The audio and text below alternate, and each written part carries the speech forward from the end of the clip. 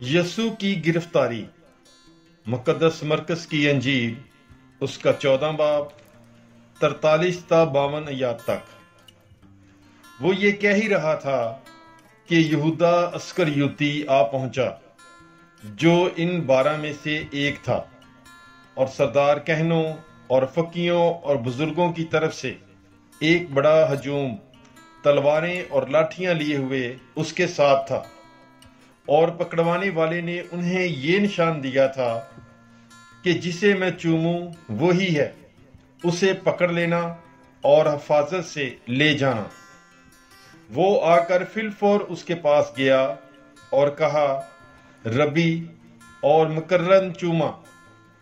तब उन्होंने उस पर हाथ डालकर उसे पकड़ लिया, और पास खड़े होने वालों में से एक ने तलवार खींचकर सरदार कहन के गुलाम पर चलाई और उसका कान उड़ा दिया। तब यीशु ने खिताब करके उनसे कहा, क्या तुम तलवारें और लाठियां लिए हुए मुझे डाकू की तरह पकड़ने निकले हो? मैं तो हर रोज तुम्हारे पास हैकल में तालीम देता था और तुमने मुझे नहीं पकड़ा, लेकिन ये नविश्तों के पूरा होने के लिए है। इस पर सब उसे छोड़कर भाग गए, मगर एक नौजवान जो बदन पर फक्त तानी चादर ओढ़े था उसके पीछे हो लिया, और लोगों ने उसे पकड़ा, पर वो चादर छोड़कर भाग गया। पाकलाम के पढ़े और सुने जाने पर खुदावंद की बरकत हो। खुदा का शुक्र हो।